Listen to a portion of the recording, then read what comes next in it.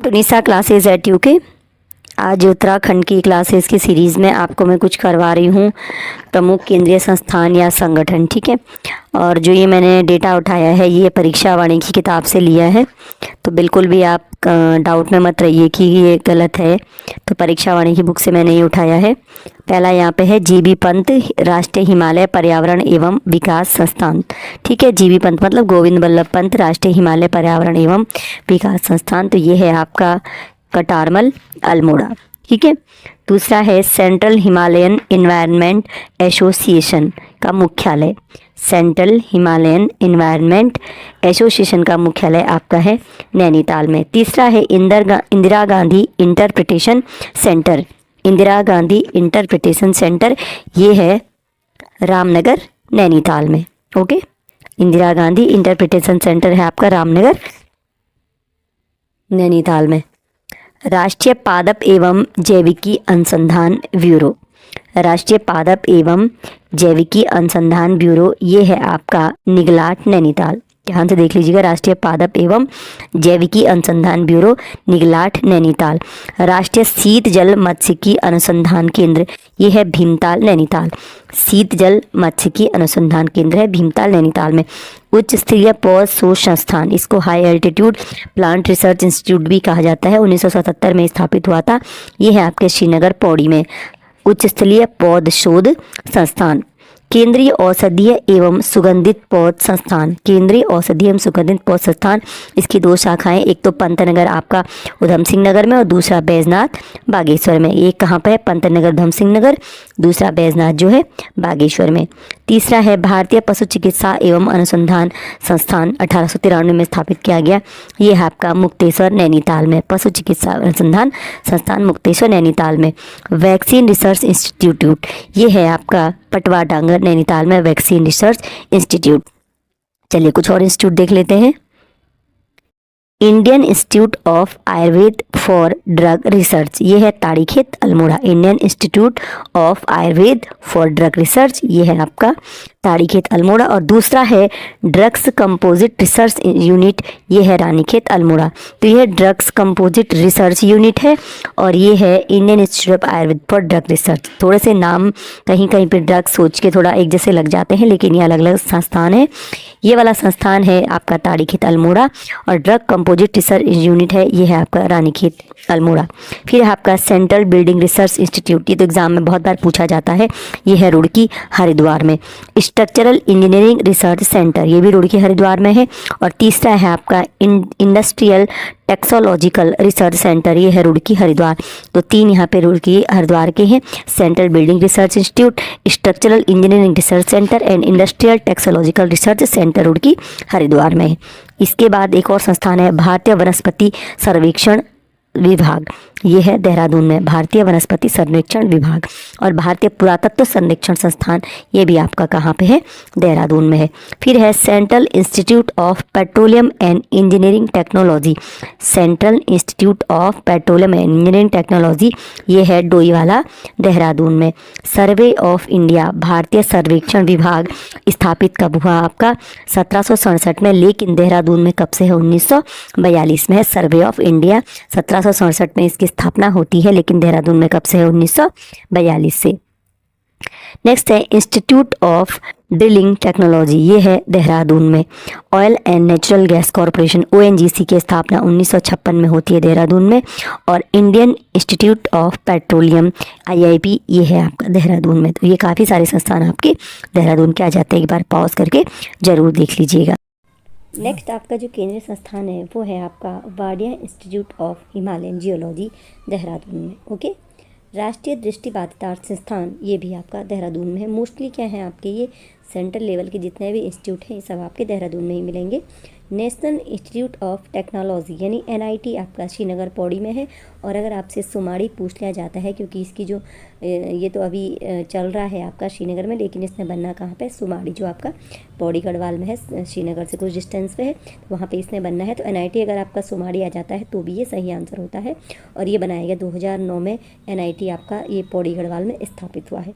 आर्यभट्ट प्रेक्षण विज्ञान शोध संस्थान, मोस्टली इसको हम एरीज नाम से जानते हैं, ये बनाया गया था 1955 में और ये है आपका नैनीताल में। हाइड्रो पावर इंस्टीट्यूट, ये है आपका टिहरी में। केंद्रीय भूजल संरक्षण अनुसंधान एवं प्रशिक्षण संस्थान, केंद्रीय भूजल संरक्षण अनुसंधान एवं प्रशिक्षण संस्थान देहरादून में।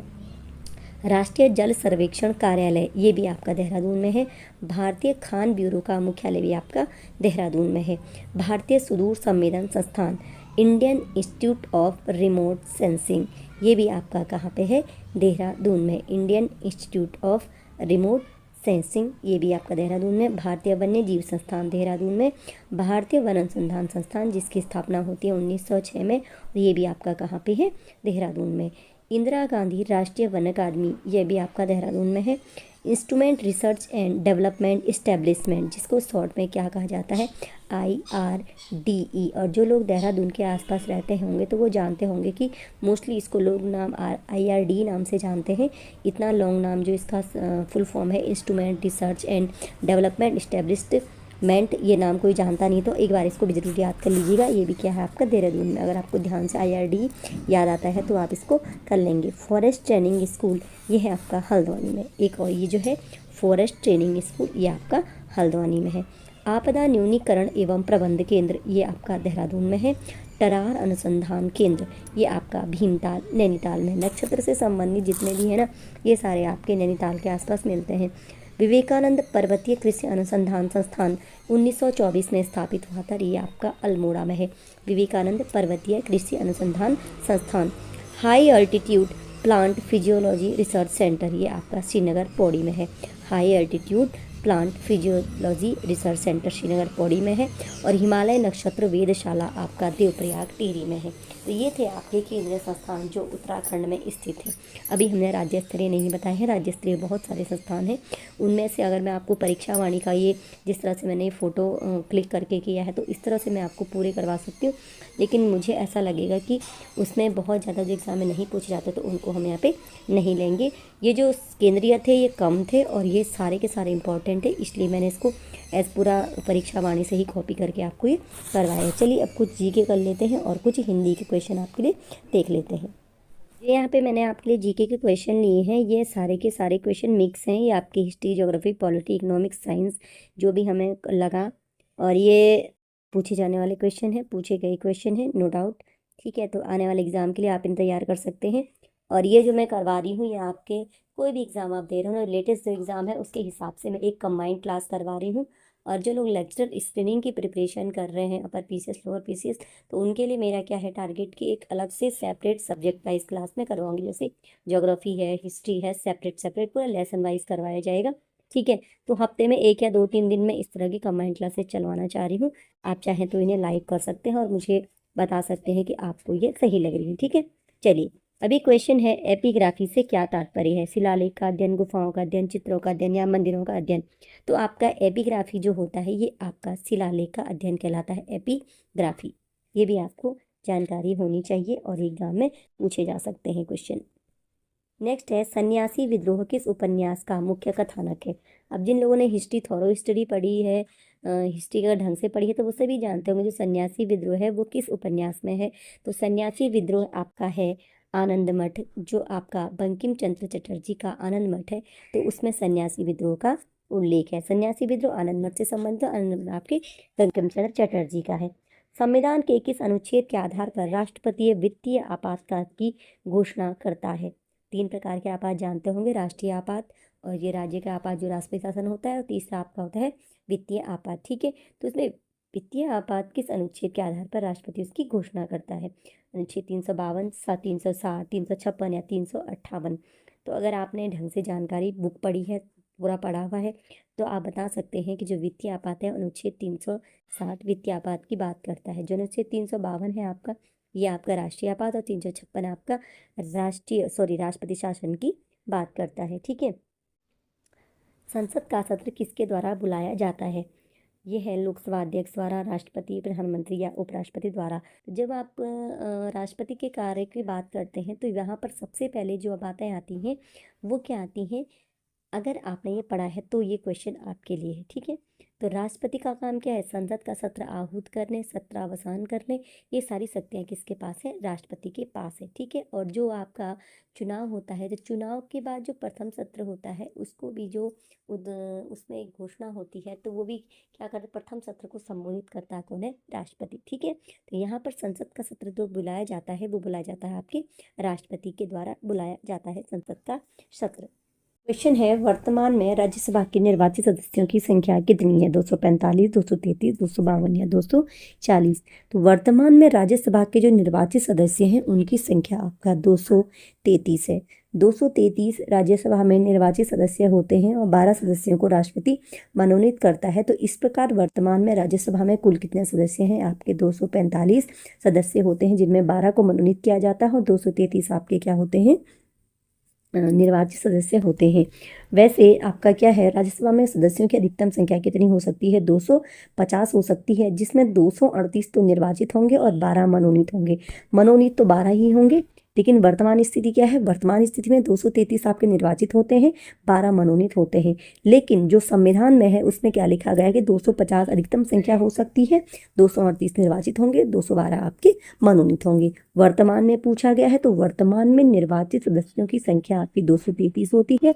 ये भी याद रखिएगा, टोटल 245 सदस्य होते हैं, 12 आपके मनोनीत किए जाते हैं राष्ट्रपति द्वारा।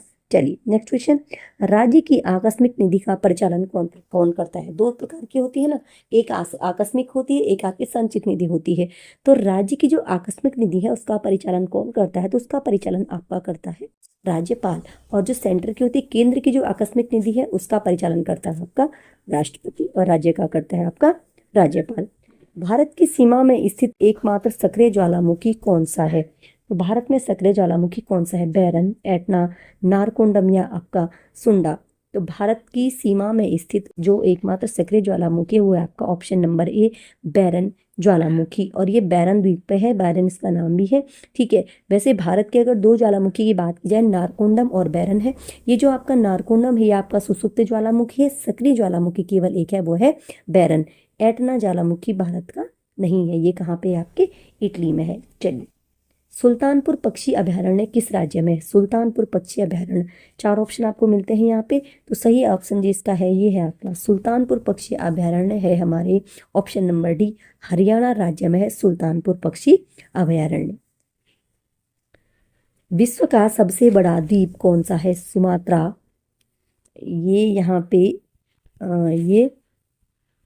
ये क्वेश्चन एक्चुअल में थोड़ा सा टाइपिंग मिस्टेक है। यहाँ पे क्वेश्चन है, दूसरा सबसे बड़ा द्वीप कौन सा है? विश्व का दूसरा सबसे बड़ा द्वीप कौन सा है? सुमात्रा, बोर्नियो, निगनी या लक्षद्वीप। तो विश्व का सबसे बड़ा द्वीप जो है वो तो है आपका ग्रीनलैंड। ठीक है, विश्व का सबसे बड़ा द्वीप आपका ग्रीनलैंड है। ठीक। और दूसरा नंबर पे जो विश्व का सबसे बड़ा द्वीप है आपका option number C, New Guinea. New Guinea विश्व का दूसरा सबसे बड़ा द्वीप है। तो पहला सबसे बड़ा द्वीप आपका ग्रीनलैंड हो जाता है, दूसरे नंबर पे आपका न्यू गिनी हो जाता है। और आज का लास्ट क्वेश्चन जो जीके का मैंने लिया है, विश्व के किस महाद्वीप में कोई रेगिस्तान नहीं है? अफ्रीका, एशिया, यूरोप या दक्षिण अमेरिका। तो जिस महाद्वीप में कोई रेगिस्तान नहीं है वो है आपका Europe, option number C. Europe महाद्वीप में कोई भी रेगिस्तान नहीं है। अफ्रीका तो रेगिस्तान से भरा पड़ा है, एशिया में भी है और दक्षिण अमेरिका में भी है। केवल यूरोप में क्या है आपके रेगिस्तान नहीं है। और ये एक और क्वेश्चन है साइंस का, चींटी के डंक में क्या पाया जाता है? फॉर्मिक अम्ल, एसिटिक अम्ल, मेथनोइक एसिड या हाइड्रोक्लोरिक एसिड। तो चींटी के डंक में जो पाया जाता है वो है आपका option number C, methanoic acid पाया जाता है चींटी के डंक में। ठीक। तो ये 10 से 11 क्वेश्चन मैंने आज आपको जीके के करवाए हैं, और मैंने आपको उत्तराखंड का जीके और थोड़ा सा कुछ हम तत्सम शब्द वगैरह करेंगे हिंदी के। कुछ यहाँ पे तत्सम और तद्भव शब्द हैं, तो इसमें से हमें तत्सम शब्द छांटने हैं। ठीक है, हमें बताना है तत्सम कौन से हैं। पहला है अक्षर, अक्षर, अक्षर या अक्षर। तो यहाँ पे आपको बताना है तत्सम शब्द कौन सा है। तत्सम शब्द हमारा यहाँ पे हो जाता है अक्षर, ये है हमारा तत्सम शब्द अक्षर। ठीक है। दूसरा है अंगुष्ठिका, अंगूठी, अगूठी या अगूठी। तो जो हमारी अंगूठी है उसका तत्सम शब्द तद्भव तो क्या है? अंगूठी है, और इसका तत्सम शब्द क्या है आपका? अंगुष्ठिका तत्सम शब्द हो जाता है। तीसरा है हमारे पास अंगरखा, अंगरक्षक, अंगरक्षक या अरंक्षक। तो यहाँ पे जो सही शब्द हो जाता है तत्सम शब्द, वो है आपका ऑप्शन नंबर बी, ख, यानी अंगरक्षक एक क्या है, तत्सम शब्द है। हमें इन सब में ढूंढना है कि तत्सम कौन सा है। ठीक है, चलिए ऑप्शन नंबर 4 पे देखते हैं। अब ऐसा है ना, मैं इन्हें टाइप करूं कहीं पे लिखूं, तो जो बुक मेरे पास है उसमें से ही मैं आपको ये करवा रही हूँ। अगर कोई प्रॉब्लम है तो आप मुझे कमेंट करके बता सकते हैं कि आपको ऑप्शन खुद से टाइप करके वो अच्छा लगता है या ऐसा सही लग रहा है। अकाज, अकाय, अकार्य या अर्काय। तो यहाँ पे जो तत्सम शब्द हो जाता है वो है आपका कार्य है। तो कार्य का तत्सम शब्द हो जाता है यहाँ पे अकार्य, कार्य का विलोम और अकार्य, तो यहाँ पर ये तत्सम हो जाता है अकार्य। ठीक है, चलिए नेक्स्ट है अंश, अंश, अस या, ये एक अस 4 है यहाँ पे। ठीक है, तो यहाँ पे हमें बताना है कौन सा इसमें तत्सम हो जाएगा। तो यहाँ पे जो हमको दिख रहा है ये ख, ये अंश क्या है आपका तत्सम शब्द है। ठीक है, चलिए अब है एक यहाँ पे अनाड़ी, अनाय, अनार्य या अर्नाय। ठीक, तो यहाँ पर जो अनाड़ी है, अनाड़ी तो यहाँ पे तद्भव शब्द है। अनाय और अर्नाय तो मुझे कोई शब्द लग नहीं रहे हैं, कोई अर्थ वाले शब्द हैं। तो यहाँ पे जो अनार्य है ये आपका क्या है, तत्सम शब्द हो जाता है अनार्य। ठीक है, अनाड़ी क्या है, तद्भव शब्द है। चलिए नेक्स्ट है अगम्य, अगम, अगमय या आगम। ठीक है, तो जो 7वां नंबर का क्वेश्चन हमारा है, इसमें जो तत्सम शब्द है वो हमारा है अगम्य। ठीक है, जहां जा न पाए वो क्या है, अगम्य। अगम्य क्या है, एक तत्सम शब्द है। अंधकार, अंधेरा, अंधकार या अंधकर। तो आप देख रहे होंगे यहाँ पे जो ये अंधेरा है ये तो तद्भव शब्द हो जाता है, अंधेरा जो हम डेली यूज करते हैं आपके। लेकिन जो इसका तत्सम शब्द है अंधेरा का, ये है आपका अंधकार, तत्सम शब्द है। अंधेरा क्या है यहाँ पे, तद्भव शब्द है। फिर है अरग, अर्क, अक, अकर। ठीक है, तो यहाँ पे जैसे बोलते हैं ना कि अर, किसी का अर्क निकालो, फूलों का अर्क निकाल दो, किसी चीज़ का अर्क निकाल दो। तो यहाँ पे जो आपका सही शब्द हो जाता है तत्सम, ये है आपका अर्क। अर्क यहाँ पे तत्सम शब्द हो जाता है। ठीक है, फिर है अनत, अन्यत, अन्यत्र या अनयत। यहाँ पे तो शायद सभी जानते होंगे कि जो यहाँ पे सही तत्सम शब्द है वो आपका अन्यत्र है ना। कहीं और चले जाओ तो क्या कहते हैं, अन्यत्र चले जाओ, तो सही मायने में अन्यत्र कैसे लिख। यहाँ पे आप ये भी देख सकते हैं कि हम शब्दों को सही वर्तनी जो होती है ना, वर्तनी भी आपकी इन वाले क्वेश्चन से शुद्ध हो सकती है जो तत्सम लिखे हैं। अन्यत्र क्या है, एक सही शब्द है। चलिए और देख लेते हैं कुछ।